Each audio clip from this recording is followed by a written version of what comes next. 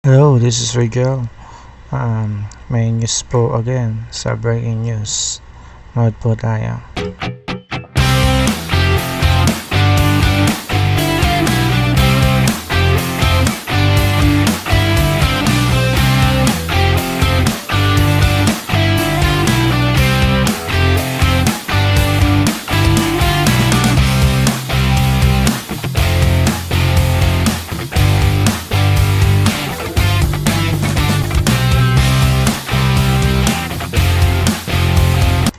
Ang mga Duterte supporter sa misa sa EDSA Shrine, kaya nagpasaklolo na ang pamunuan ng simbahan sa mga pulis. At live mula sa EDSA Shrine, nasa frontline ng balitang yan, si Rainiel Pawid. Rainiel, kamusta na ang sitwasyon dyan? Andre, alas 10 nga kaninang umaga ay pansamantalang itinigil yung programa ng mga taga-suporta ni Vice President Sara Duterte dito sa likod mismo ng EDSA Shrine. At kasabay nga niya yung pagdatignin at pagbarikada ng higit 5 truck ng pulisya. Pero alas 4 ng hapon ay balik na nga yung kanilang programa na sinimulan sa isang prayer vigil.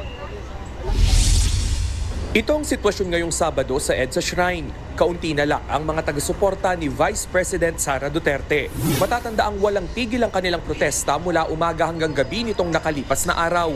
Ilan sa mga dumadaing ang Archdiocesan Shrine of Mary, Queen of Peace. Halos oras-oras ang misa namin dito. Kung meron dyan na nagbablog, nagsisigawan, may mga speeches, nag-i-interfere yan sa ginagawa namin sa loob. Dinawawala din yung sacredness, yung sanctity ng aming pangapagdiriwang. Pag-amin ni Father Jerome Ceciliano, I wrote the PNP sa Quezon City Police District, sabi ko to take action because even as we recognize their rights, they should also and you should also recognize our own rights. pero kahit pa may mga pulis na sa kanilang pwesto, wala pa ring alisan ang mga natirang Duterte supporter.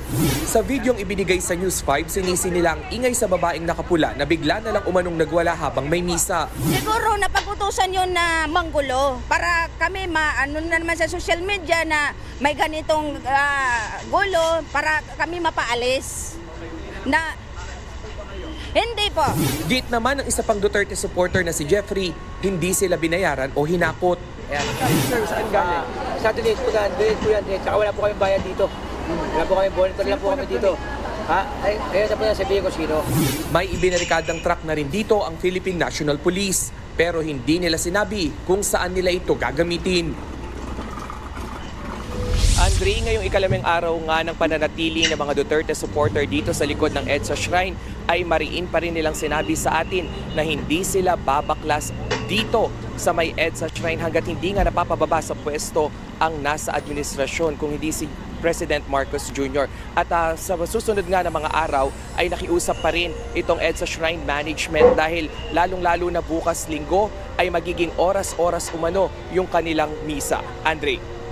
Live mula sa EDSA Shrine, maraming salamat, Rainiel Pawid.